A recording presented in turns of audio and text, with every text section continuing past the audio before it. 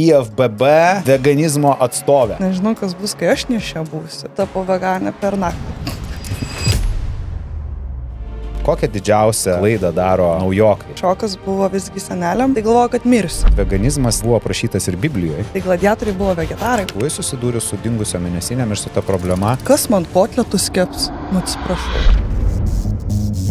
Nepamirškite paspausti prenumeruoti mygtuką, uždėti laiko ir parašyti komentarą. O tuo tarpu tie, kurie nemėgstate tokių intarpų kaip šis ir nenorite matyti reklamos, galite tapti nariais. Tiesiog paspauskite Join mygtuką mūsų YouTube kanale, prisidėkite 1 kavos puodeliu per mėnesį ir matykite visą turinį savaitę anksčiau be jokių reklamų. Gerai, labas Deimante. Labas Artūrai. Tu pas mus esi Lietuvoje IFBB bikini fitness veganizmo atstovė. Man atrodo, aš tave vienintelė žinau iš socialinių tinklų, kuri tiek daug metų yra veganė, bet ne vegetarė, o veganė ir patobulėjai akise su savo figūra, su viskuo ir dar praeitais metais sugebėjai laimėti IFBB Elite Pro kortelę. Čia ir man buvo staigmena. Pati nustebai. Tai sveikinu visų pirmiausia su tokiu pasiekimu, šaunuolė. Ir mačiau tavo reelsą, kur po to laimėjimo labai gardžiai ir skaniai valgiai. Patiko, ne, tas vakaras? Ten, atrodo, tas reelsas buvo, kur po kiekvienų varžybų filmuoti momentai, kaip daug valgau rėdą.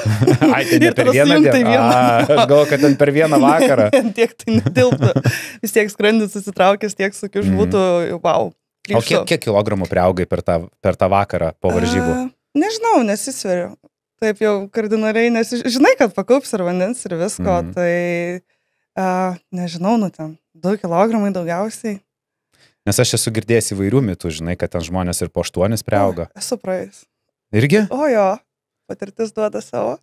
Ai, tai būdavo taip, kad daug privalgydavo ir... Yra po pirmo sezono tekę per savaitę 7 kilogramus užaugti, kai iš viso buvom numetus iki varžybų 10 kilogramų, tai jo, ir niekur nedingo tie 7 kilogramai, bet tai vėlgi paseka tikriausiai labai kardinalios dietos ir... Nu jo, tai ir medžiagų apykaitos sulėtėjus viskas. Ok, nu bet čia žinai, va, tai būna merginos ten pavalgo per dieną, vakare pasisveria, priaugau 2 kilogramus. Negalima vakare svertis iš vis. Negalima. Girdėjot? Negalima svertis vakare. Ok, tai aš norėčiau su tavim pagvildenti šiek tiek veganizmo temą. Jinai yra apipimta visokiais mitais, istorijom ir žinai, galbūt šiandien pabandykime išsklaidyti, bet ir tuo pačiu galbūt pabrėžti, kas yra ir neigiamo apie tai, žinai, nes, ne veltui kai kurie gydytojai nerekomenduoja naudoti šitos mitybos visiems, kai kurie yra labai už. Tai man įdomu tavo kaip praktikės, kuri tuo gyvena 8 metus ir ne tik, kad šiaip gyvena, bet ir dar aktyviai sportuoja ir siekia rezultatų ir jos pasiekia, nes tai yra visai kita kategorija, kur mityba ypatingai svarbi, kur mitybos reikia tam, kad ne tik tai sėdėtų ofisiniam darbe, bet ir labai atsistatyti po treniruočių ir jaustis gerai. Tai panašysim viską. Tai visų pirmiausia, tai noriu paklausti, žinai, kaip tu prieš 8 metus pasirinkai šį kelią? Kas tavo galvoje spraktelėjo, žinai, kad būsiu veganė, viskas, taškas. Galiu pasakyti, kad prieš tai labai, sakyčiau, gal net keistai žiūrėdavau vegetarus, nes turėjau pusseserę vegetarę nuo vaikystės ir tai buvo vienintelis atvejis mūsų giminėje šeimoje, kas nevalgo mėsos ir aš niekad nesuprasdavau, tapsime, kodėl. Taip, kam pagamino, kodėl tu nevalgai maisto ar ne. Ir pati tapau veganė per naktį. Per naktį? Jo, labai kardinaliai. Kas tada buvo? Kodėl? Iš tikrųjų, aš manau, kad tuo metu mane tiesiog sutraumavo vaizdiniai ir informacija, kurią sužinojau iš dokumentinio filmo. Ir to pakako. Tiesiog buvo visiškai didelis ne ir daugiau nebegalėjau valgyti iki šiandien. O kokia, prisimeni savo tą pradžią, kitą rytą atsikeli, pripratus valgyti, ten, nežinau, sūrį, mėsą, žuvį, kiaušinius ir staiga tu kitą rytą atsikėlus šito visko nevalgai, kaip atrodė tavo mityba, kiek tu klaidų darėjai ir kiek laiko teko per savo kailį patirti neigiamų pasiekmių, kol supratai, kaip maitintis? Tai atsikėlus ryte aš nueinu valgyti pusryčių ir tada buvo antras šokas. aš žiūriu, kad nėra ko valgyti. Kad mes valgom vien visokią perdirbtą mėsą, vien dešos šaldytuvės, sviestai, grietinės. Ta prasme, tai aš tą rytą valgiau batoną, kuriame nebuvo pieno ir agurką.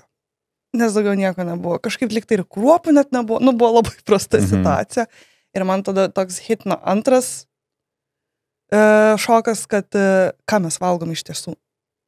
Neturim sveiko maisto šaldytuve ir lentynose. Tai po truputį faktas, kad ta pradžia buvo sudėtinga, informacijos tuo metu prieš 8 metus buvo tikrai nedaug. Parduotuvėse produktų buvo dar mažiau. Ir buvo gan sunki ta pradžia, nes eini ir skaitai etiketės kiekvieno produkto. Ir kartais tu nesiteki vienas ar kitas produktas, kad gali nebūti veganiškas. Tarsi atrodo, kad tikrai turi būti veganiškas tas produktas, bet tu paskaitai ir pieno miltelį. Pagalvoju, kodėl tu nepasirinkai iš pradžių vegetariškos mitybos, nu tarkim, atsisakytum ten mėsos, žuvies, bet atrodo, nu pienas taigi ir tiesiog yra gyvulio, nu kaip čia, produktas, kuris vis tiek gaminasi, ne, nu tiesiog, kad mes jį po to geriam. Galbūt kai kurie sakys netinkamas mūsų virškinimui, kažkas vartoja iki ten mirties ir vis gerai jaučiasi, bet tu taip drastiškai pasirinkai visko atsisakyti. Ne tik tai, kad aš suprantu ten prieš gyvūnų žudymas ir taip toliau, bet nu, čia yra tiesiog gyvūnasgi nemiršta, jisai tiesiog pagamina tą produktą ir viskas, ir mes jį galim, kaip ir kiaušinį išpera, nu ir viskas, ir jame viščiuko vis tiek nėra. Tai vat pasirinkimas yra, kodėl tu taip drastiškai pasikeitei iš karto į veganizmą, bet nelaipsniškai ėjai žemyn. Tuo metu turėjau labai stiprią aknę. Ir būtent pieno produktai, čia nepaslaptis, daug ką beria ir turi veido problemų dėl to ir daug kas atsisako. Ir apskritai pieno produktų netoleruoja gal apie 40-60% pasaulio šiaip žmonijos. Tai tuo metu, kadangi dar turėjau stiprią aknę, tai tuo labiau aš nenorėjau naudot ir vartot pieno produktų, nes bandžiau susitvarkyti veidą. Bet ir kitas dalykas faktorius yra, kad atrodo, gal nieko tokio, aš čia biški pieno produktus valgysiu, biški gal kiaušinės, nu kaip ir, nu, ne mėsa ger, ne, bet mes vis tiek keliam ir didinam tada paklausą, ko pasekoje yra didelės pramonės už to stovi, kur tie gyvūnėliai tikrai žalytės smagiai nelaksta ir žalytės negurkšnoja, nežinau, bet laikomi dažniausiai labai blogom sąlygom ir nepamato nei saulės šviesos ir iš tikrųjų, kai giliau apie tai pagalvoju, nu tai yra liūdna. Žinai, aš besiruošiant laidai net čia šiek tiek nueisiu į tikėjimą ir daugelis net nepagalvoja, kad veganizmas net jau buvo aprašytas ir Biblijoje, nes Danielio knygoje, Danielis ir Babilono karaliai, yra parašyta, prašom mėginti savo tarnus 10 dienų, tebūnie mums duodama vien daržovių valgyti ir tik vandens atsigerti. Tada tebūna palyginama tavo akivaizdoje mūsų išvaizda su išvaizda tų vaikinų, kurie valgo karališkus valgius. Tai karališkus valgius valgė mėsą, ten vyną gėrė. Ir praėjus 10 dienų jie atrodė geriau ir sveikiau negu tie vaikinai, kurie valgė karališkus valgius. Tai netgi Biblijoje jau veganiška mityba, jinai turėjo didesnį pasiekimą negu ta visa valgystė. Iš tikrųjų, kiekvienam tikėjime mažiau ar daugiau yra apie tai kalbama, jeigu pasižiūrėtume ir šiai dienai, pavyzdžiui, budistai, jogistai, tai jie negali net pagal savo tikėjimą valgyti. Tarkim, nu, jogistai, man atrodo, čia jokia paslaptis, jeigu tu nori pasiekti aukštą lygio meistriškumą ir būti geru jogos mokytoju, jie yra visi veganai. Kad jie dvasiškai būtų lengvesni ir taip toliau. Ir ten jau labai nesidomėjau, bet tai nėra kažkokia naujiena. Azijos šalise iš labai senai yra praktikuojama augalinė mityba, pavyzdžiui. Ir jeigu dar grįžtume dar seniau į Romos laikus, tai gladiatoriai buvo vegetarai, pasirodo, dabar tyrimai mokslininkai atranda ir tyria jų kaulų čiulpus ir visą kitą, tai iš jų gali pasakyti, kad jie buvo vegetarai ir jų pagrindė sudarė visą mitybą būtent augalinę. Grūdai, daug grūdų, pupelės, daržovės ir dėl to jie buvo tokie stiprus ir taip būdavo ištvermingi, atsistatydavo ir sveiki buvo. Tai manau, kad apskritai mes kaip žmonija niekada kaip šiandien nesam taip atitolę nuo tos augalinės mitybos.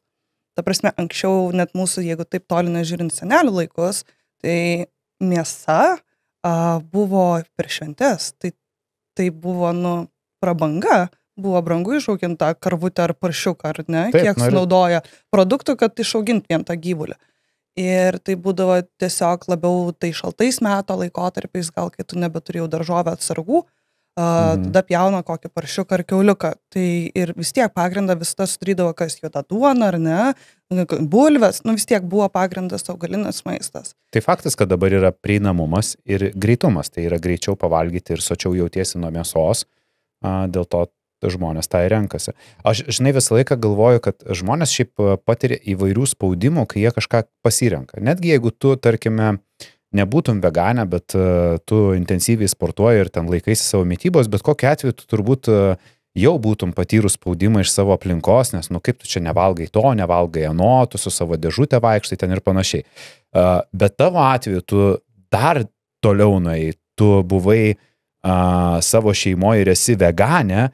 Ir mūsų kultūroje yra daug patiekalų, Velykos, Kalėdos, kūčios, kur visas stalas yra prikimštas būtent gyvulinės kilmės produktų. Kaip reagavo tavo tėvai ir aplinkiniai, kai tu nutarei tą daryti ir per šventes tu buvai ta, kuri, aš nieko nevalgau? Kai kuriem iki šiol yra gan sunku tai adaptuoti, nors tiek jau metų praėjo, nes tai yra tiesiog taip stipriai įaugę į mūsų įpročius, juk nėra taip lengva keisti, ar ne? O kai kurie, ką turiu omeny, kai kurie, kas čia būtų? Šeimos nariai, kai kuriem vis tiek yra neįprasta, kodėl nevalgai, tai pavalgytum ir būtų ramu, atrodo vis tiek jiem tai yra sunkiai suvokiama. Bet man tiesiog įdomu, ar čia tėvai, žinai, ar broliai, sesės, ar, pavyzdžiui, tolimesnis giminės? Gal tolimesni, gal su kuriais mažiau vis tiek gal susitinki ir bendrauji. Didžiausias gal tikriausiai šokas buvo visgi seneliam. Nes jie labai mane myli ir jiem labai rūpinas manim, ar ne, ir bijo, ir tikrai pergyvena dėl manęs. Tai galvoju, kad mirsiu. Tikrai. Nukėlė, kaip tu čia be mėsos ir žuvies. Ir tikrai jaudinos, bet su laiku vis tiek mato, kad aš vis tiek tikrinas kraujo tyrimus daraus.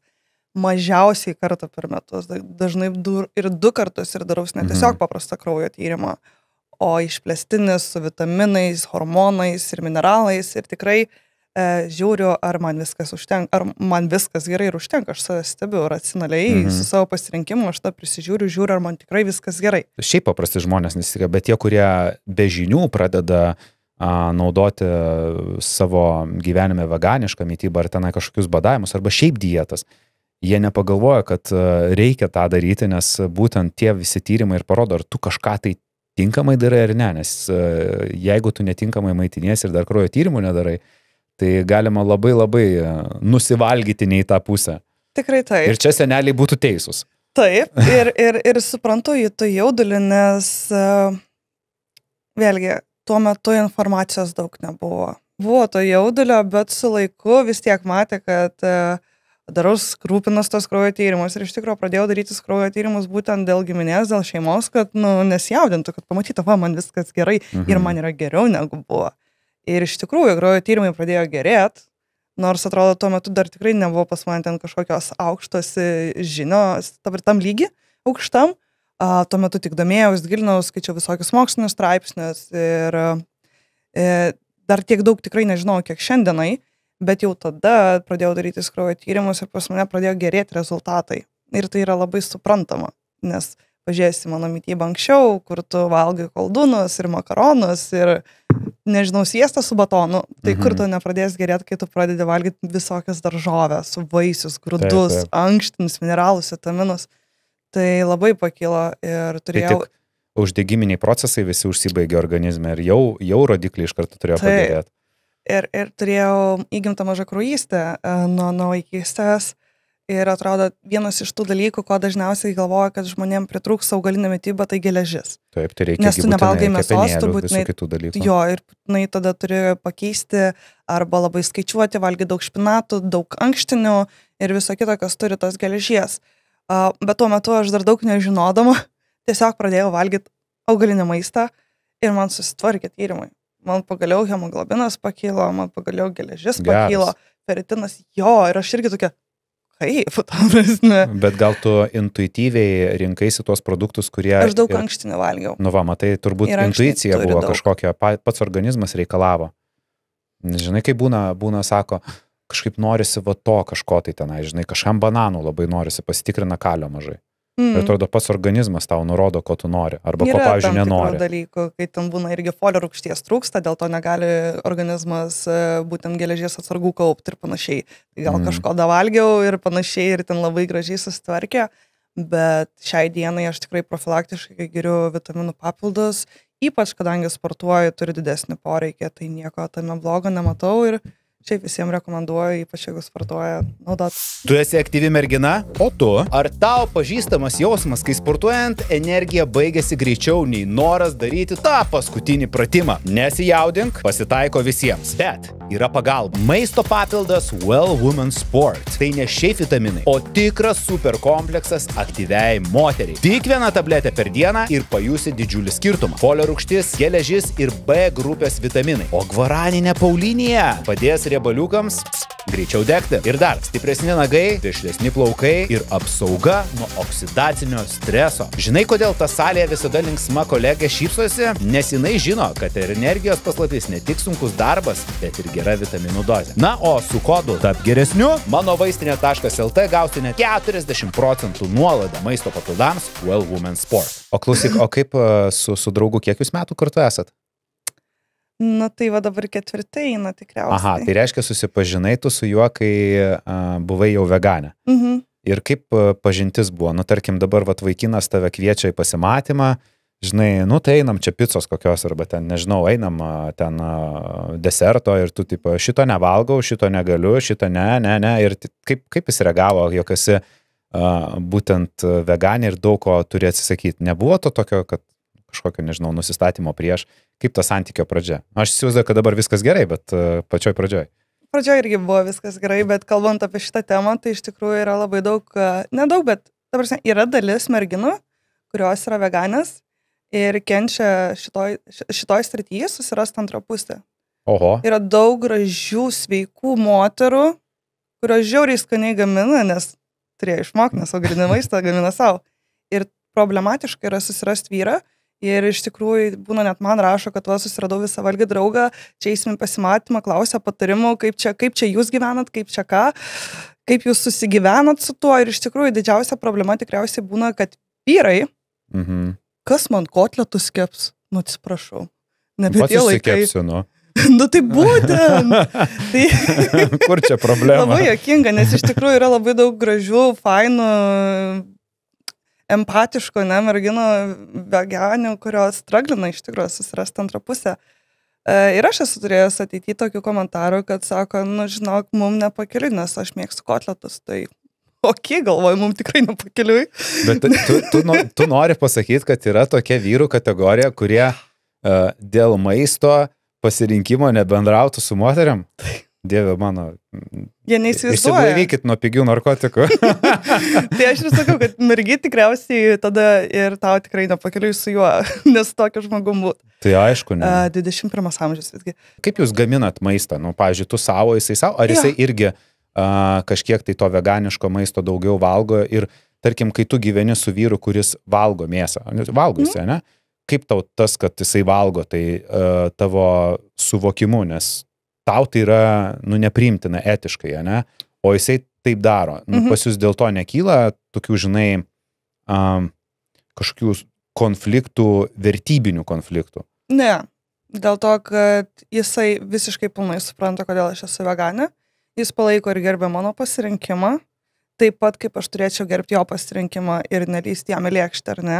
Aš pasirinku būti su žmogum ne dėl to, ką jis valgo, o dėl to, kaip jis į mane žiūri, kaip jis su manim elgiasi ir kokią jis mane mato, ne? Tai nemanau, kad tai turėtų būti. Kai kuriem yra, žinau tikrai, kas augalinę mitybą maitinasi tiesiog per sunku, bet man atrodo, kad mano situacija tai dar mažiau kelia problemų, nes esu sportininkė ir esu pratus gamintis maistą savo. Aš tiesiog turiu savo keptuvę, kurioje niekada nekepė mėsa. That's it. Okay. Yeah. O tu nejauti, kad per tuos 4 metus jisai galbūt pasikeitė ir jo mityba šiek tiek keičiasi ir kad jisai mažiau vartoja gyvulinės? Jis turėjęs etapų, kur buvo ir vegetariškai kurį laiką valgė, tiesiog buvo atsibodus mėsa ir aš šiaip tą dažnai girdžiu iš sportininkų, kurie daugiau ir naudoja mėsos, būna tiesiog atsibosta valgyti tą mėsą, taip, pabandykit tofu. Tai tikrai, buvo tų tokių etapų, bet pas jį protarpiais. Būna, kad visiškai nenori nei daržovų, nei vaisių valgyti, o būna žiauri nori. Ir šiuo metu ir kivius valgo net su žieve, tai aš žiūriu žvėris, galvoju, man. Jo. O kaip tu manai dabar, jeigu mes pažiūrėtume iš kitos pusės? Jau aš išgirdau, kad tavo požiūris, kad tai yra, svarbu, reikšmingas dalykas. Aš sutinku, žinok, aš irgi daug mažiau valgau jau ir mėsos, ir kartais ir žuvies, stengiamės valgyti daugiau augalinės kilmės produktų. Aišku, man patinka ten sūris kažkoks, aš daugiau toks prie vegetarų labiau.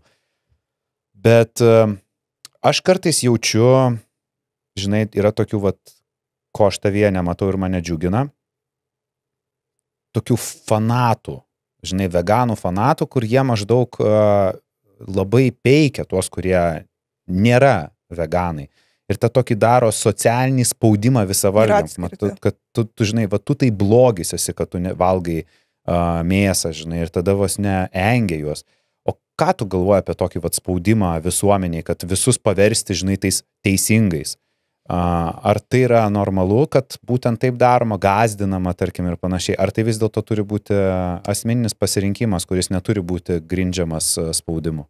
Tai visada yra ir bus asmeninis pasirinkimas ir ką tu gali visuomeniai suteikti, tai švietimą ir norą pačiam pasigilinti, jeigu jam tai yra įdomu ir aktualu, bet niekada su prievarta joks karas nebuvo laimėtas ar kažkas pasiekta.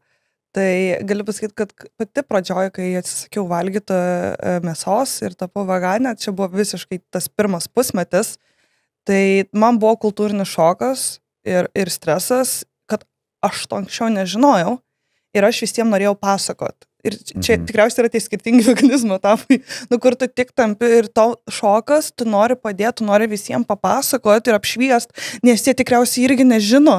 Ir jeigu žinotų, jo, bet tu ne iš blogos pusės, nes tu nori, kad jie žinotų, nes tu irgi nežinojai ir jeigu būtum anksčiau žinojęs anksčiau, tikriausiai būtum pasirinkęs pakeisti savo mitybą. Tai gal yra ta pradžioj augalinė mityba, kad kai tu pasirinki, tu nori, kad ir kitiem linki gero. Ir tu tiesiog kitiem nori irgi papasakot, kodėl tu tai padarai ir kas už to slypi ir kokia yra ta tiesa ir kad tu nežinoji ir kad taip yra geriau ir čia gaila gyvūnų, yra daug ir etiniai dalykai ir moraliniai, labai dėl skirtingų priežasčių žmonės pasirinka būti veganais. Ir tu tiesiog nori rėkt balsu, atrodo, pasakyti visuomenį ir draugam, artimiesiem ypatingai, kad jie būtų sveiki, bet po to tu supranti, kad žmonės turi labai tą, kad tu kai kiši ir bandai įteikti kažkokias savo idėjas ar mintis, nebūtinai tai yra tavo, tu irgi gal iš kažkur sužinoji, bet kai tu žmogui per prievartą kišė, tai niekada neveikia. Tai tu žmogui ką gali tiesiog suteikti, kad kai jisai klausia, tu jam papasakoji, jeigu jis domis. Taip. Bet jeigu tu per prievartą bet ką, nesvarbu, ar tai su mityba susiję, ar su sportu, jeigu tu per prievartą žmogui kiši, bet jeigu jis pats nenorės, pats neturės kažkokios savo vidinės motyvacijos, tai nieko tu nelaimėsi. Sugadinti, taip. O kaip tu galvoji, veganizmas tinka absoliučiai visiems, ar yra žmonių, kuriems jisai netinka? Tai yra labai sunku. Mes nuo vaikystės turim susiformavusius įpročius ir įdiegtas kažkokias vertybės, socialinius dalykus, kūčias, Velykos, kiaušinį nevalgyti per Velykas. Niekam nerekomenduoja vaikytis kraštutinumų kaip aš. Tiesiog tai jau mano visiškai lipo, tiko, aš priaugau prie to. Ir net nesvarstau, man nesinori, man šlykštų. Bet ką aš tikrai visiems rekomenduoju, tai mažint ir pabandyti įdėti, traukti daugiau augalinės mitybos į savo mitybą. Niekada nereikia jokių kardinalių pokyčių daryti gyvenime apskritai. Ir jeigu jūs pamatysit patys, kad jums tinka, kad jūs jaučiatės geriau, kad jums skanu, atrasit naujų skonių, naujų grūdų, naujų ankštinių, net užvaibinsit galbūt, kad jums pradės vežti, patikti, jūs pradėsit jaustis lengviau, virškinimas sutvarkys.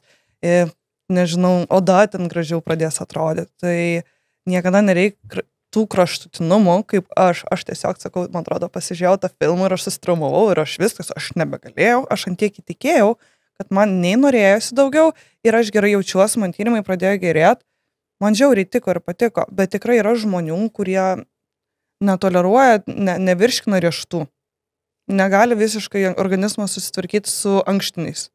Tai labai jau atkrenta nemažas racionas ar ne produktų.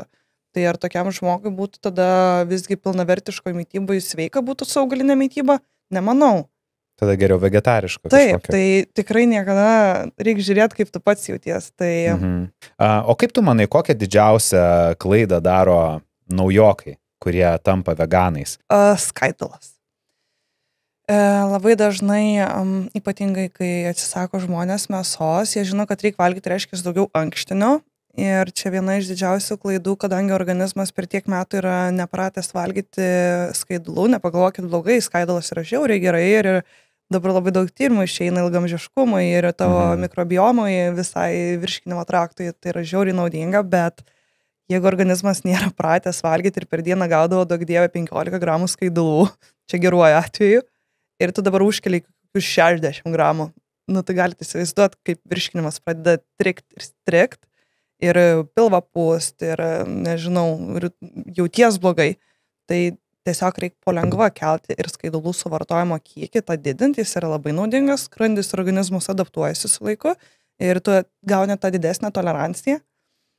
Ir tikrai valgyti daug skaidulų yra labai naudinga, bet tai reikia daryti palaipsniui. Tai aš esu atradus savo skaidulų ribas, su kiek gramų skaidulų per dieną mano organizmas jaučiasi puikiai, aš galiu puikiai atlikti treniruotės, jaustis gerai ir, žinoma, turėti didelį sotumą, nes čia kaip baltymai, ne? Mums suteikia didelį sotumą. Tai yra 45 gramai skaidulų per dieną. Aš jaučiuosi žiauriai gerai. Daugiau, tai jau yra per daug ir man. O kaip tu reaguoji tai, kai žmonės renkasi veganišką mytybą tam, kad numesti svorio? Ar tai yra tinkama mytyba svorio metimui? Visų pirma, ar tu gaminsies namie maistą, ar tu pusgaminius pirksi? Tas labai didelė žaidžia dalį. Ar tu labiau būsi, kaip sakant, ar tavo didžią dalį valgymo racioną sudarys daržovės ir tu darysi visokius troškinukus, sriubytės, salotytės. Iš ko tu numesti, ten nėra kalorijų beveik. Bet jeigu ten pradės valgyti saujom rieštus ir rieštų sviestus su batonu ir, tai tikrai gali priaugti svorį, nes riebalai belekiek kalorijų turi. Tai labai priklauso. Žinai, kaip sako, taigi sveika. Tai taip. Sveika, tai kaip gali augti svoris? Sveika, bet kaloringa. Būtent, kalorijas, ja. Aš dažnai girdžiu, kad tėvai, tie, kurie tampa veganais, gimstant vaikams, juos iš karto statant veganiškos mytybos. Tu esi už ar prieš, kad tėvai nusako vaiko jau tokį pasirinkimą automatiškai, kad jisai nuo pat vaikystės negauna gyvulinės kilmės produktų? Kai žinom, kad tenai tie pirmi metai vaiko gyvenime, tai ir taip jie nevalgo nieko iš gyvulinių produktų, nebent pieno mušinukai būna, jeigu moteris negali pati žindint, bet iš esmės, kai vaiką pradeda primaitinti, tai jį pradeda primaitinti vaisiais ir daržovėm. Tai kaip ir jis jau būna tikrai ne visavalgis, bent vegetaras ar ne, natūraliai tiesiog taip vystosi vaikeliai ir auga.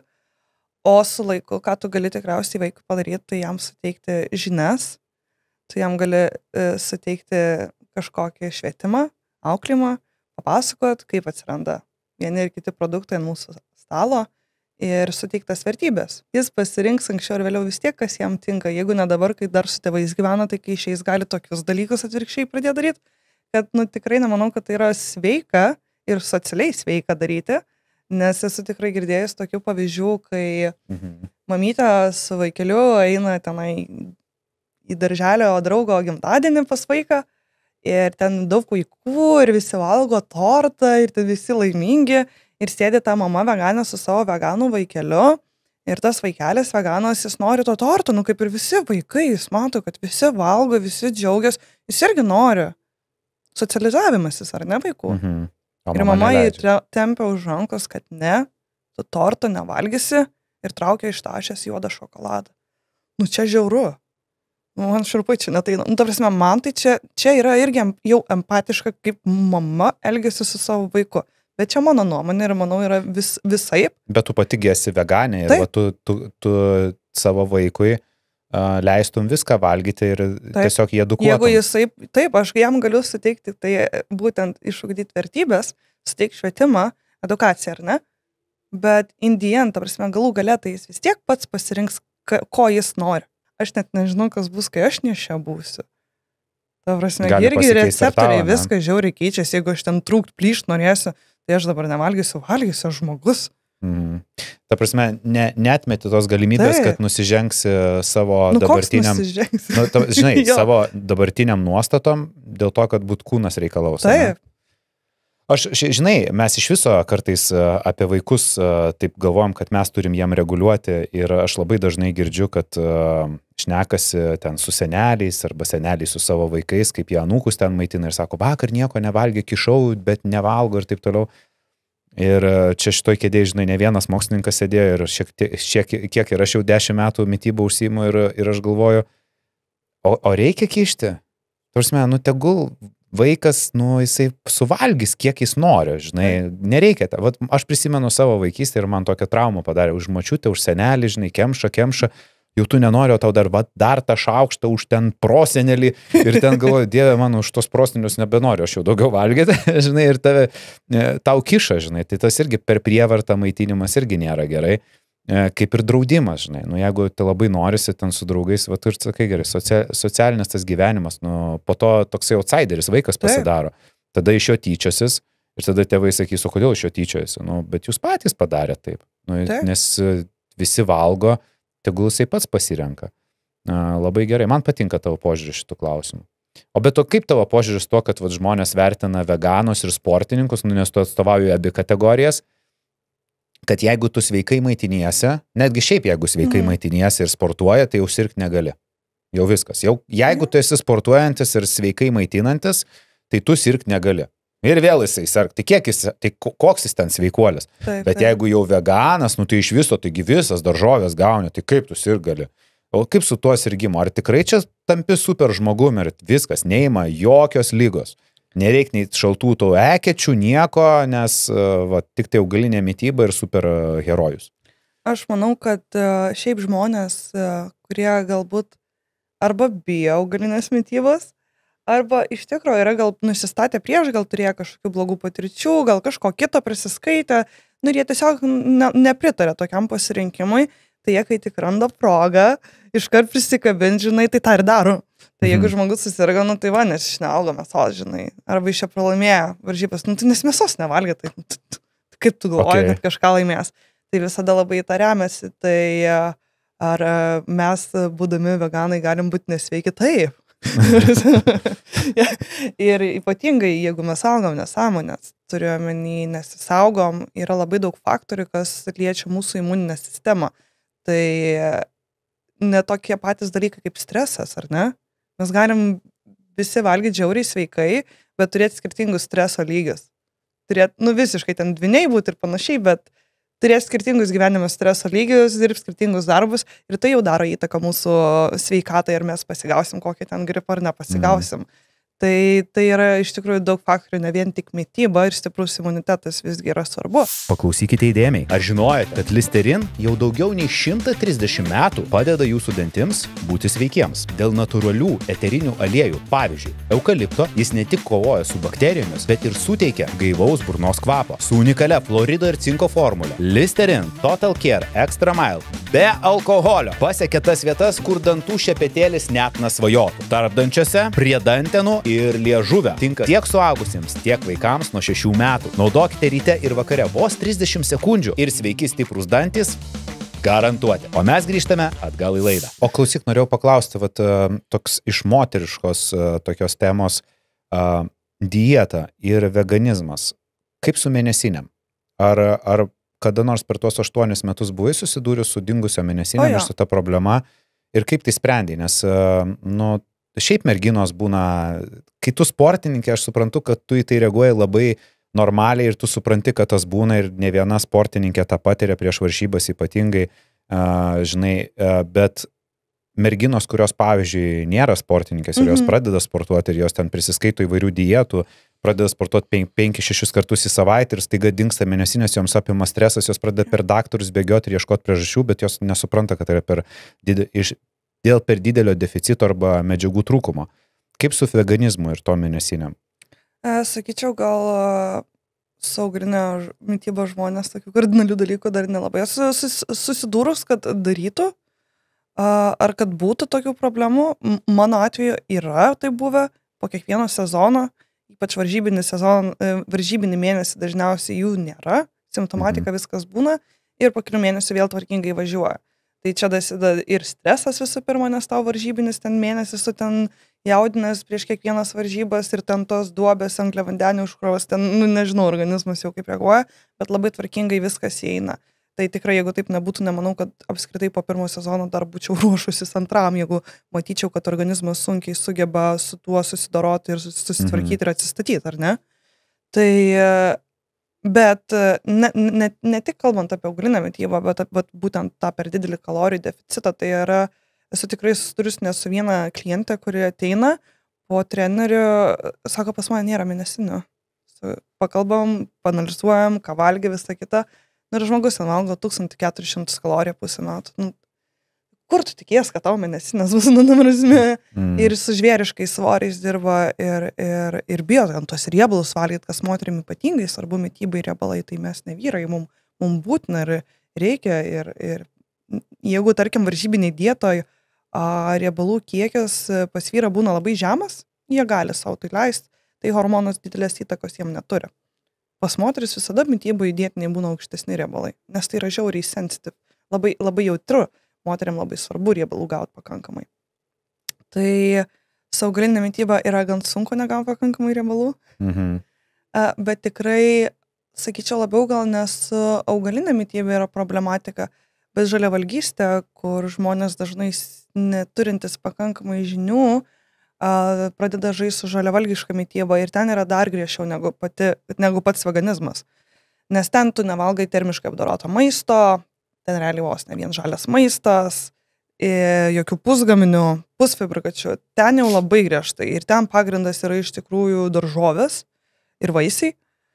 Ir labai dažnai žmonės pasirinkdami tą mitybą netyčiom tampa labai dideliam kalorijų deficite.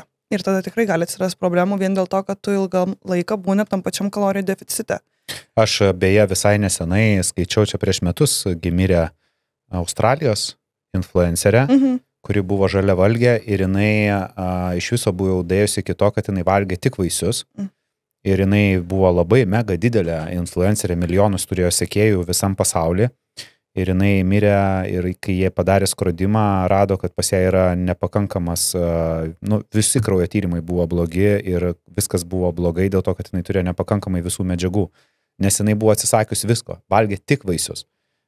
Ir nes jos video buvo reelsai, kur jinai tik tai visą dieną ten tokį vaisių valgo, kitokį vaisių valgo ir jinai 10 metų labai gerai jautėsi, puikiai atrodė, bet paskutiniais metais tai jau sakė, kad jinai, žinai, ir jos išvaizda buvo suprastėjus ir buvo labai iškudėjus, perkudus, ten jau atrodo skeletas buvo likęs, bet jinai vis tiek nieko nekeitė, nes jinai norėjo įrodyti, kad žmogus gali gyventi ir taip.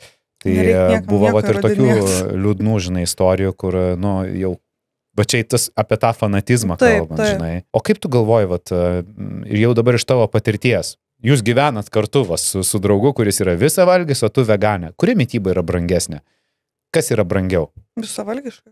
Visavalgiška? Taip, tai pažiūrėkit, kiek mėsa kainuoja. Tai išeina taip, kad jeigu žmogus mažiau uždirba, tai reikia veganų būti ir tikrai sutaupys.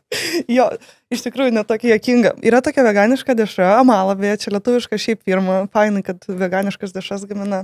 Gaminamas iš seitano, jos turi labai daug baltymų ir kartais būna, kai kažko nori tokio kaip ir biški nesveiko, bet daug baltymų, kad turėtų jau atsimuštinėm nusipirko dešros tos. Ir kažkada žiūriu kainą, ten tą Amala dešra, nežinau, kaip paprasta dešra rūkyta būna, ar ne?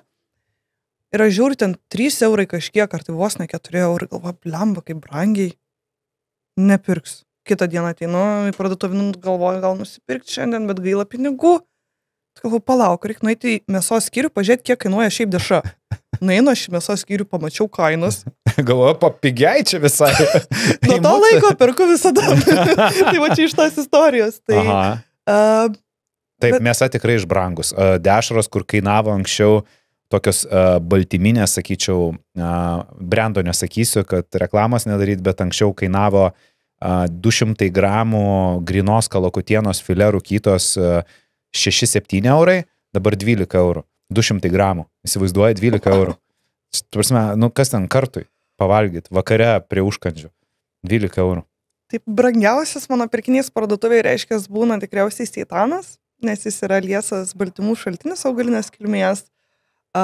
Tai jis ir, kadangi jau būna pagamintas, anksčiau pati virdau, gamindavau, bet dabar atsirado, tai galvoju, sutaupysiu laiko. Tai perku jį, tai jis brangiausiai kainuoja, tai tam 200 gramų man kainuoja 2,70 €. O Tai čia man brangu. Kiek 100 gramų baltymų yra? Kaip ištienoj, 20 gramų. Geras. Jo, ir turi ten 109 kalorijas ar 119 dabar tiksliai. Tai grinai kaip vištiena. Jo. Tai aš ant varžybų, pavyzdžiui, jau įtraukiau, tai seitanas šiaip mano mitybai, kai sportuojamas, nes jis ir leucino pats seitanas turi nemažai, kas, kaip tikriausiai žinai, labai svarbu statant raumeninę masę. Tai vienas iš svarbiausių. Taip, tai vat čia jau, kai domėjaus labai daug ir gilinausi augalinę mitybą, kaip čia pakeisti, nes savo susidarinėjau pati augalinę mitybą planą. Tik vat gal ir pakalbėkime apie baltymų šaltinius, nes kokie mitai sklinda, kad baltymų neįmanoma surinkti iš veganiškos mitybos, todėl sportinių rezultatų pasiekti neįmanoma. Ir dėl to daugelis renkasi augalinę kilmę, nes ten yra paprasčiau. 2-3 kiaušiniai, 100 gramų vištieno, 100 gramų baltos žuvies, biški ryžių, biški pomidoro, agurko, viskas. Kaip ir paprasta. Papasakok, prašau, kokie yra patys pagrindiniai baltymų šaltiniai, nes, jeigu sakysi ten, gerai, grikiai, taip, yra baltymų, bet tai nėra baltymų šaltinis. Tai yra angliavandenių šaltinis, kuris turi šiek tiek baltymų. Taip, man net riešutas yra, žinok, riebalų šaltinis. Kuris turi šiek tiek baltymų. Taip, tai vat pakalbėkime apie tos, kas yra tikrai baltymų šaltiniai, kur mes galėtume vertinti kaip produktą. Gal iškart pabrėšiu, kadangi buvom kalbėję apie žaliavalgystę šiek tiek, tai su žaliavalgystė tikrai nebūsi sportininkas. Ir negausi pakankamai baltymų mano sporto šakoj, nes kultūrizmas, kaip žinom, tikriausiai visi yra daugiausiai baltymų reikalaujantis sporto šaka. Tikrai daugiausiai. Taip. Ir su žaliavalgystė, kodėl to nepavyktų, nes žaliavalgiai nevalgo perdirbto maisto. Ar apdoroto termiškai kažkaip. Tai visiškai kas auga, jie tą valgo ir dažnai net neverda ten tik tam tikro kaitinimo temperatūros. Iki 40 laipsnių. Ten labai jau. Tai nepavyktų dėl to, kad pas mane valgomas seitanas, vienas iš baltymų šaltinių, tai yra liesiausias baltymų šaltinis ir tarp sportininkų labai paplitęs. Tai jeigu tu toleruoji glitimą ir neturi celakijos, tai tu puikiai gali valgyti ir viskas yra gerai. O seitanas tai čia iš ko jis yra? Iš kviečių? Iš kviečių. Tai yra kviečiai. Tai yra realiai kviečių glitimas. Skamba baisiai. Kaip satanas, seitanas. Demoniškas patiekalas. Bet jeigu tu toleruoji ir viskas tau yra tai yra labai geras liesas baltymų šaltinis. Tada antras variantas tikriausiai tai soja ir jos produktai. Ir čia jau yra labai daug, ką galima įvardinti. Tai yra ir tempė, bet jis turi šiek tiek daugiau riebalų negu, pavyzdžiui, tofu. Tai ir tofu, įsiskaičiuojam. Jeigu imtume pačią sojos pupelę, kas yra edamame, tai jinai turi visai, kadangi nėra kažkaip apdorota, jinai visai riebi kaip pupelė. Riebesnė gaunasi negu tofu. Aišku, išsaugo daugiau ir medžiagų savo, kol dar nėra tiek perdirbta, tai yra skaidulų daugiau turi ir viso kito, bet sakyčiau, gan brangu. Tai tofu kiek ten iki euro kainuoja Lidl. Tai visai ir ten 180 gramų vienam pukelį. Žinoma, baltymų milteliai neišvengiamai. Tai ir mano tikriausiai viena iš rekomendacijų būtų, kad jeigu jau valgot kažkokius sojo produktus, ką tikėtina darytumėt, valgytumėt galbūt tofu, galbūt dar sojos pieną pirktumėt, vietoj paprasto avižų pieno, tai vis tiek sojos pienas daugiau baltymų turėtų, gal dar kažkokią sausą soją naudotumėt, kuri būrino granulėm, čia pati pirmoji, ką rasdavo į parduotuvėj net prieš 8 metus ir būdavo prie vegetarų skyriaus, vegetariškas produktas. Tai labai rekomenduočiau, jeigu jau yra kažkokie baltymų šaltiniai įtraukti iš sojos produktų, tai būtinai, pavyzdžiui, rinktis, kad baltymų milteliai būtų jau ne iš sojos. Tai kad tiesiog turėti įvairesnę baltymų šaltinių grandinę savo mityboje. Ir ką tada rinktumėsi, pavyzdžiui, kanapės? Žirnių izoliatas, pavyzdžiui, arba žirnių izoliatas su ryžių izoliatu maišytas, arba būna mikroblendai, tai kažkokie įtraukti ir moliūgų sėklos, ir kanapių sėklos, ir ten dar kokie grūdai, ten jau būna miksas. Bet aš čia iš karto noriu vieno klausimo paklausti. Kai mes kalbėjome apie skaidulus, soja jinai neturi skaidulų, ne tiek, jinai turi, bet ne tiek daug, tai pavyzdžiui, nuo sojos proteino nepūs pilvo. Jeigu žirnių proteiną naudosi, yra rizikos, kad pradėjus tokį proteiną naudoti, pajausi pilvo pūtimą, nes tenai tikėtina bus ženkliai daugiau skaidulų. Aš pati nesusidūriau, nes tai vis tiek tai yra baltymų milteliai pagaminti, tai yra jau perdirbtas produktas, tai nėra žirnių miltai kaip žirnių miltai. Okay. Jo, vis tiek. Tai neturėtų, tai vis tiek dažniausiai faktas rinktis geriau būtų izoliatą. Ir be abejo, ką svarbiausia atkreipti, renkantis augalinius baltymų miltelius, leucino vėlgi kiekį. Tai ką jau ir buvo minėję, kad tai yra svarbiausia amino rūgštis, būtent statybinė raumenų. Tai kas dažnai būna su augaliniais baltymais, be to, kad jie būna dažnai šlykštus, kad jie ir leucino to neturi padoriai. Tai reiktų atkreipti dėmesį, kad, nežinau, būtų bent 1,5 gramo per porciją, per tą 30 gramų, kai tu išgeri, nes jeigu tu nevalgai dar kokio seitano, tai tau tampa svarbu šitas faktorius, ypatingai profesionaliai sportuojant, tai varžybų metu besiruošiant dietoje būtinai geriau ir nepakeičiamas amino rūgštis. Tiesiog. Papildomai. O kaip su estrogenu ir soja? Nes irgi yra toks mitas, kad, o gal ir tiesa, nežinau, tu dabar pasakysi, moteriai tai turbūt nėra taip svarbu, bet vyrai labai baiminasi sojos, nes neva estrogeną kelia ir čia, žinai, vos ne ginekomastija atsiras pas vyrus nuo sojos vartojimo. Jeigu dabar neklysiu, izoflavinai vadinasi, iš tikrųjų ne estrogenai, tai yra augaluose randamas panašus į estrogeną junginys ir jis yra ne tik sojai, o visose augaluose. Tai kai kur mažiau, kai kur daugiau. Ar jis taip pat reaguoja? Tikrai ne, nes buvo tyrimas darytas su soja ir su vyrais atletais ir kiek aplinkoje užsienio matau vyrų naudojančių sojos produktus, žinokit, kai kurie tikrai vyriškesni negu nevartojantis sojos, tai vėlgi mes kalbam apie sportininkus, tikrai yra ir IFBB kortos laimėtojai ir turėtojai vyrai veganai. Tai tikrai, jeigu jau būtų, tai būtų kažkas atsitikę, ar ne? Taip. Ar esat buvę situacijoje, kai su draugais sėdit kaviniai, atneša sąskaitą ir tada prasideda? Ne, tu sumokėk, aš pervesiu. O kas palieka arbatpinigių? Kaip išspręs problemą? Galų gale kažkas sumoka, o arbatos niekas nepalieka, bei draugai lieka skolingi. Beje, jeigu kur nors skubėjai kokį pasimatymą ir netyčia pamiršai kortelę, viskas ok. Su Revolut gali atsiskaityti telefonu per Apple ir Google Pay. Tai dar ne viskas. Su Revolut galite saugiai taupyti. Jų taupimo sąskaita suteikia iškart pasiekiamas palūkanas, kad jūsų pinigai augtų kiekvieną dieną, o negulėtų veltui. Revolut sąskaitą galite atsidaryti per kelias minutes, išsirinkti kortelės spalvą ir jausti saugiai, sukurdamas virtualią kortelę internetui. Taip sukčiai neturės šansų sužinoti jūsų duomenų. Taigi tučto jau dabar nemokamai atsisiųsk Revolut per mano nuorodą aprašyme ir pasinaudo galimybę gauti 20 eurų. O mes grįžtam atgal į pokalbį. O dar galėtum, žinai, aš niekada nežinojau, bet labai taip, kai pradėjau pats studijuoti mitybą, sužinojau tokį įdomų faktą apie veganus, kad medus nėra veganiškas produktas. Ir kai aš kažkam pasakau, visi ta prasme, čia medus. Ne, sakau, čia veganai nevalgo medaus, nes tai nėra veganiškas produktas, tai yra bičių gaminys. O yra kai kurie valgo. Bitės išnaudojamos, jos yra išnaudojamos pagaminti medų, viskas reiškia yra prieš gyvūną einama, ne? Tai, o kokie dar yra produktai, kurie, tu pačioj pradžioje sakei, žinai, kad slepiasi pieno milteliai, ten kažkokie ir panašiai, bet tarkim, kur akla akim, nepasakytum, o ten veganas negali valgyti. Kokie dar tokie produktai yra? Yra nemažai dažiklio, kurie sukelia raudoną spalvą, kurie iš tikrųjų yra tokie maži vabaliukai, šiaip šlykštų biškai pagalvoju. Tai juos tos vabaliukus sudžiavina ir tada juos sutraiško ir gamina dažus, guminukam pavyzdžiui. Rimtai? Jo, ir jie labai daug maiste naudojami ir, kaip žinokit, šlykštu. Tu kartais nesužinotum, nes jie būna kažkoks parašyta.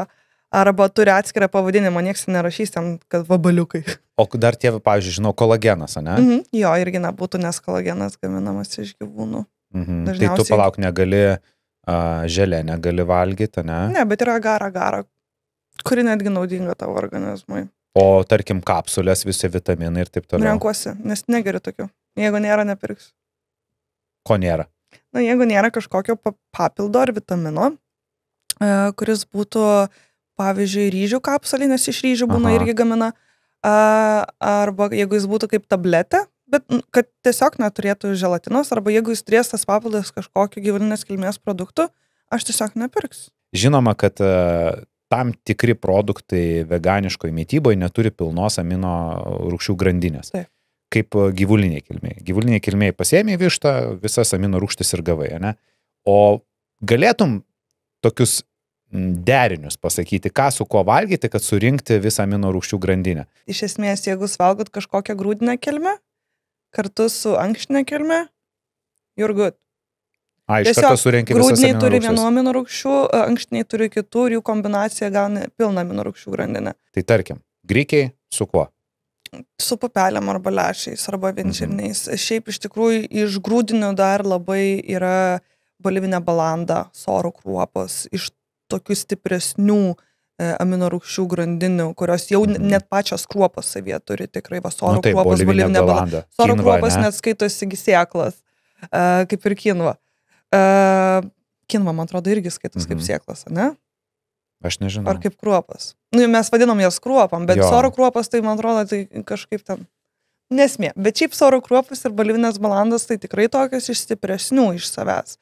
Tada iš sėklų, kas tikrai iš stipresnių, tai būtų kanapių sėklos, moliūgų sėklos, sezamų sėklos. Nežinau, visos sėklos atrodo visai daug geriau negu riešutai, jeigu jau taip žiūrėtume. Ir stipresnė. Riešutų sviestas. Tai jeigu taip aš girdžiu, tai mes turėtume paimti, pavyzdžiui, grikių, įsimesti šiek tiek sėklų ir tada šalia kokių pupelių. Taip. Ir va tokį miksą pasidarius, bet kokių va tokių trijų tų kategorijų maisto, mes visą laiką surinksim visas amino rūgštis. Taip. Bet turi visos trys būti. Nežinai, kaip sakys, aš noriu tik grikių. Sunkiau, geriau derinti yra, jeigu mes jau kalbam apie sportinius pasiekimus. Grikių dieta. Blogai. Blogai? Blogai.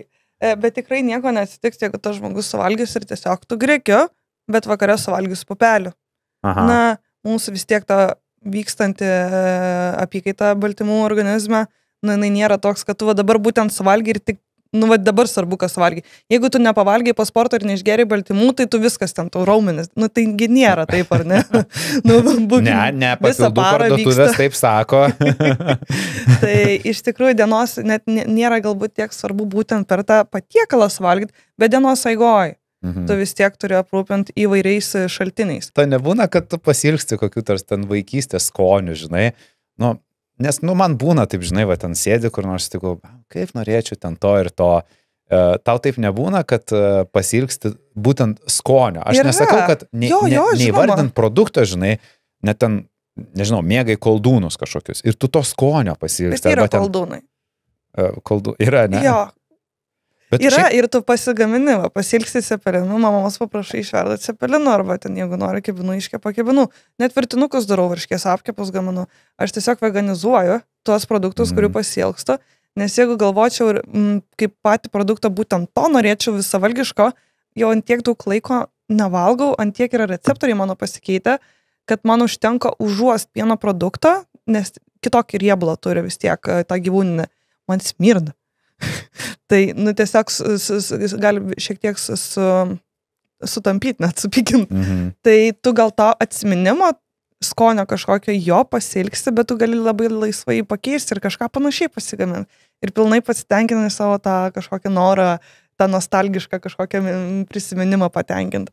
Bet kad norėčiau būtent to sūrio, man, pavyzdžiui, šiai akimirkai smirda. Būna netyčia kavą padarus su karvės pienu, man užtenka pavostyti. Ne mano kava, ta prasme, labai skirtumą? Jo. Geras. O jeigu paragauji, tai, žinokit, tikrai užsupa. Jau ant tiek tu nuo to riebalo gyvulinio atpratęs, tavo organizmas, kad, nelabai malonu. Aš dabar, žinai, kai mes dar kalbėjom apie tos produktus, kur būna paslėpti gyvulinės kilmės produktai, aš kaip pagalvoju, bet ir pasirinkimas, ne? Tarkim, ten šokoladas, yragi pieno milteliai, ten, pavyzdžiui, ledai ir taip, bet, pavyzdžiui, duona ta pati, kibinai, sviestas ten naudojamas. Atrodo, tie produktai, kur neturėtų būti gyvulinės kilmės, bet juose visur ten gali būti. Va, tu ateini į restoraną ar kavinę. Tarkim, nežinau, susitinkat su draugais ir nusprendžiat eiti į kokį nors ten, paimkim bet kokį ten D'Antonijo, nežinau, ar ten bet kokį restoraną.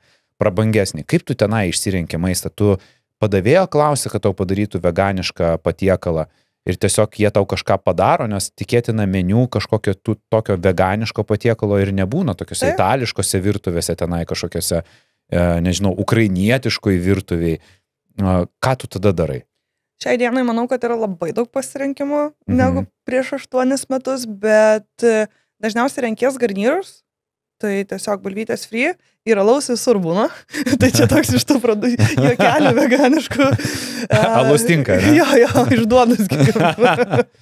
Bet iš tikrųjų reikės garnyrus, tai vis tiek kažkokių daržovių turi, dažniausiai labai pozityviai ir teigiamai, tai jie pasistengia jau kiek supranta ir suvokia padaro.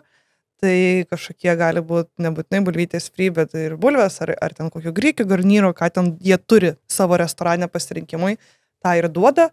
Bet jau įspėjai, kad keptų ne ant sviesto. Tai žinoma, bet faktas, kad tu, kai eini out kažkur, tu neišvengiamai, tikėtina, kad tu vis tiek kažkiek gali netyčia nenorėdamas ir suvalgyti to pieno produkto ir tiesiog gali toj pačioj keptuviai gal neišplauto iškepti ant tau, nežinau, daržovytę kokią ar papriką ar ne.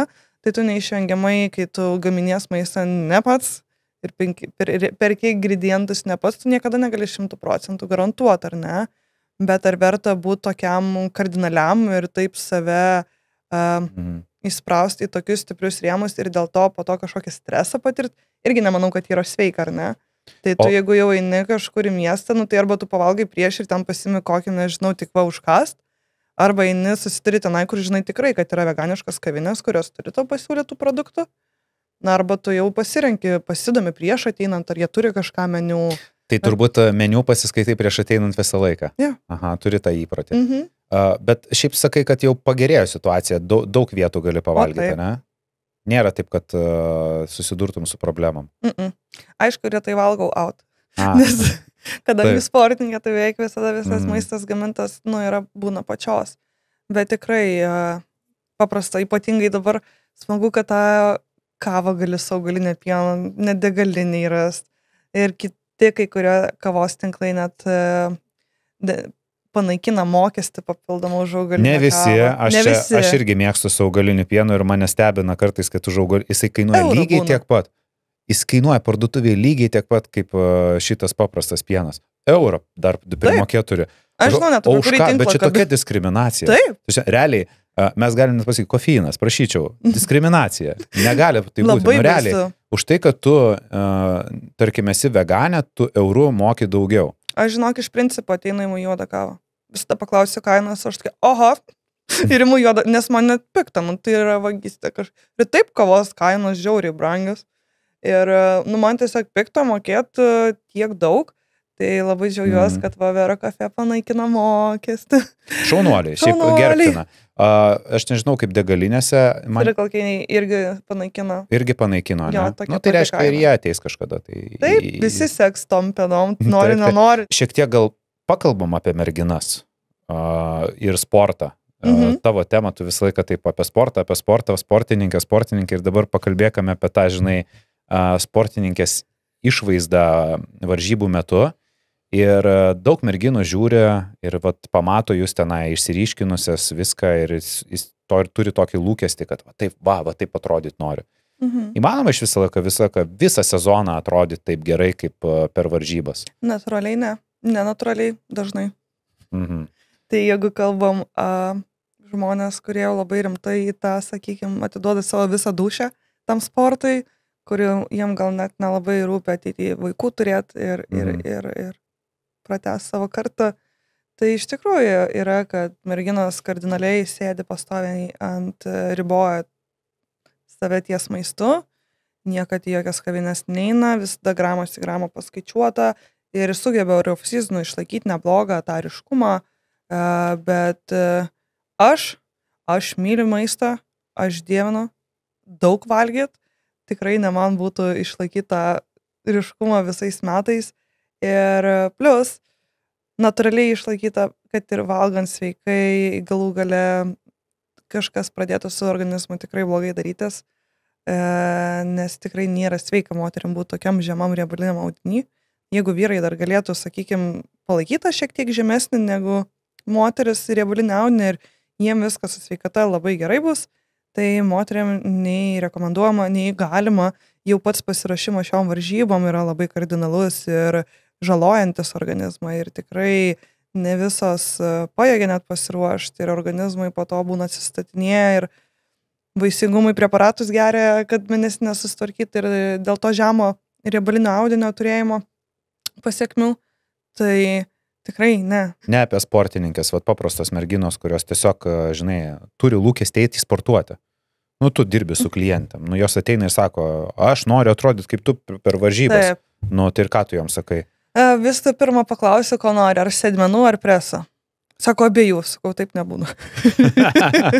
Arba vieno, arba kito, tai tada sėdmenų, sakau, nu, tai ir viskas. Vis tiek moteriški apvalumai yra daug gražiau ir daug seksualiau, tai jeigu tas išdrožtas jeigu sėdmenys, tai tada jau reiškia pilnesnė bus. Nu, tai taip. Tai, ta prasme, apskritai, jeigu mes norim auginti raumenį, tu būdamas deficite neužaugins raumens, reiškia, tu turi valgyti arba bent jau palaikomos kalorijos, bet geriausia šiek tiek lengva netgi pliusą kalorijų, negu tavo organizmui reikia, kad tu galėtum sėkmingai auginti tą raumenuką, ar ne?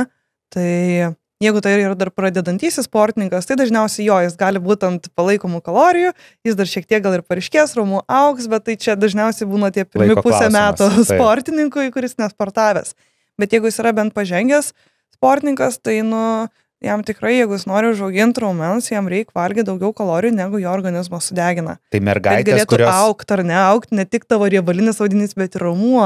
Tai mergaitės, kurios ateina, dabar būtent ir pažymėjau, kad tos, kurios nori pradėti sportuoti, tai jos gali pusę metų pratempti ant to tokio, žinai, ir gražėti, ne per daug valgant. Bet po to jau susidurs su problema, kad arba viena, arba kita. Gerai, bet tu sakai sėdmenys.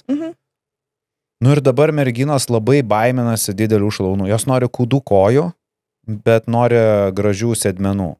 Ar įmanoma sėdmenis užtreniruoti, kad šlaunys nepadidėtų? Nes labai nenori didelių kojų. Arba blauzdų didelių. Kad neaugtų kojos su sėdmenim, tai taip nebūna.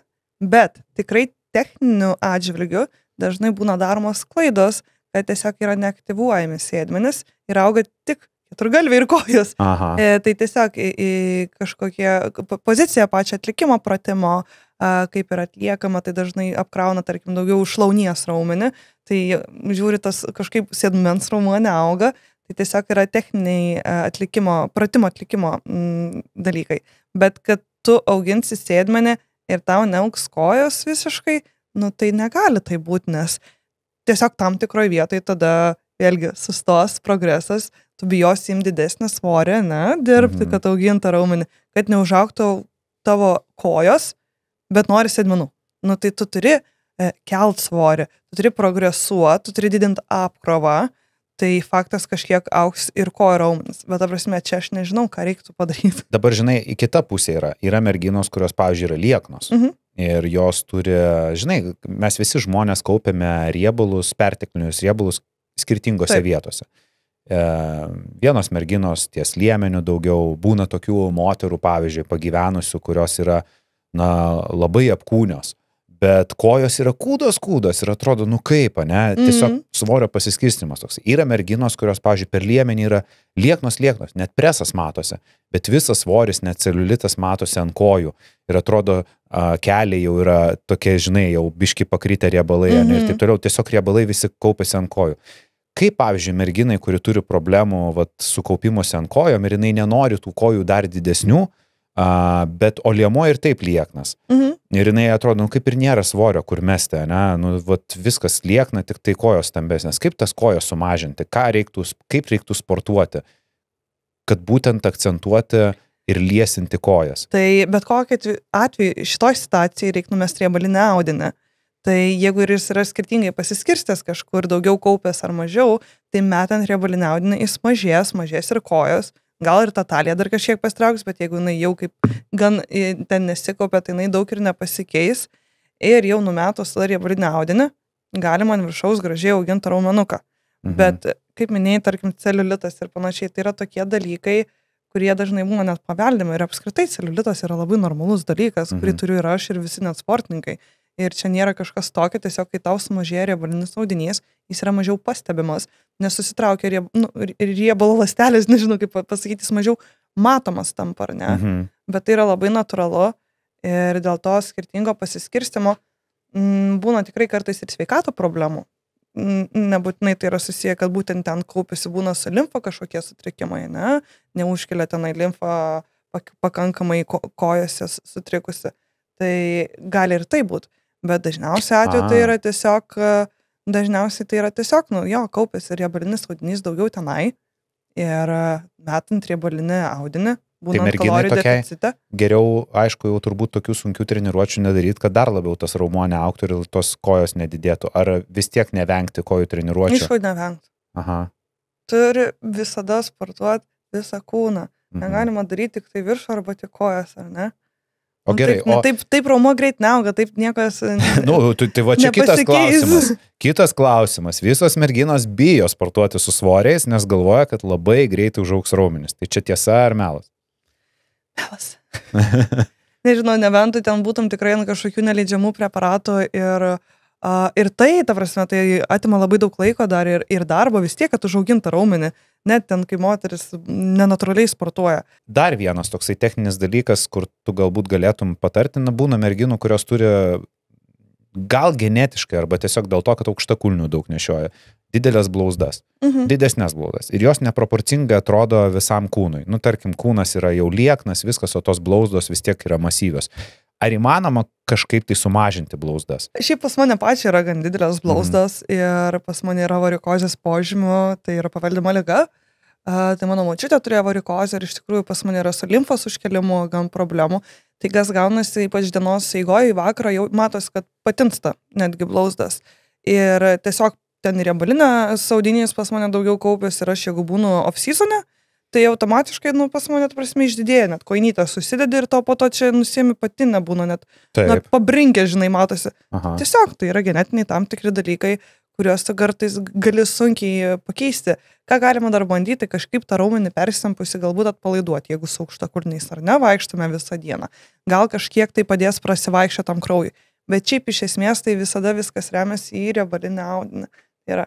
Jeigu mes turim didesnį riebalinį audinį ir tiesiog jis ten pas mus kaupės labiau, tai ir bus didelės tos blauzdos. Pas kitus kaupės ant krūtinės, tai laimingi žmonės. Ir tu nieko nepadarysi. Pas kitus ant sėdmenų kaupės, irgi visai laimingi žmonės, nereikia ir ten auginti labai. Pavalgai va ir yra.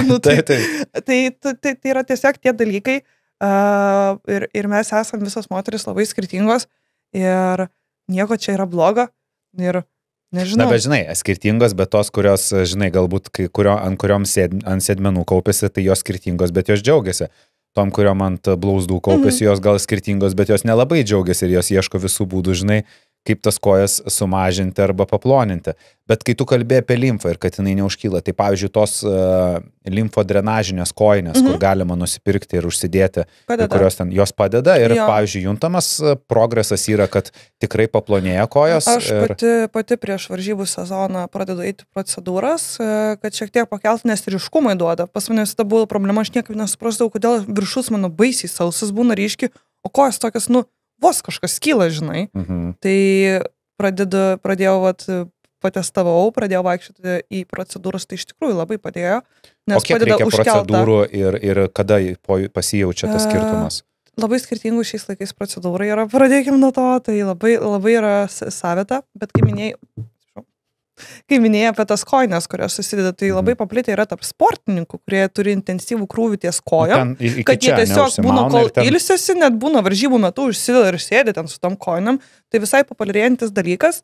Ir yra sveika pakelti limfą, jeigu jinai neužkyla pati, tai tu turi padėti užkilti jo ir tiesiog neprasivaikšto ir ten vos nežinau, kiek ten realu, bet neprasivalo, ta prasme, nevaikšto, tas nejuda, judėjimas užstrigęs, tai nėra ir sveika visai palyginus, bet tokio dalyko, kad mano blauzos didelės ir ten mažos, sportuot labai gerai, tai tikrai kažkiek padės jum ir aš pastebėjau ant savęs, kad su laiku, su kiekvienom varžybom mano blauzos vis dailesnės darosi, ten irgi yra raumuo, jie irgi galima treniruoti su pasistebimais.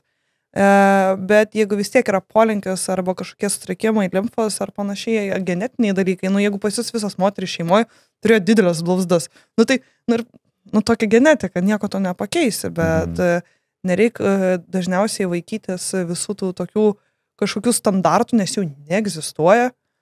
Tu tiesiog turi sportuoti dėl sveikatos, dėl savęs, dėl geros savijautos, kad senatvį galėtum su savo anūkais lakstyti, bet tikrai ne tam, kad tenai turėtumėm va tokias blauzdas. Nu. Ir kiekviena moteris yra skirtingai. unikali ir Taip. savaip graži. Todėl mylėkite Taip. save tokios, kokios esat.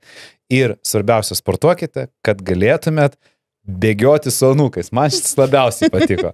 Ačiū tau labai, ačiū, kad pasidalinai savo įžvalgom apie veganišką mitybą ir sportą. Ir tikiuosi, kad mūsų žiūrovam taip pat patiko. Tai nepamirškite uždėti laiko, paspausti mygtuką prenumeruoti ir parašyti komentaro, ką manote apie šią laidą. Ir aišku, su jumis susitiksime jau kitą savaitę. Iki.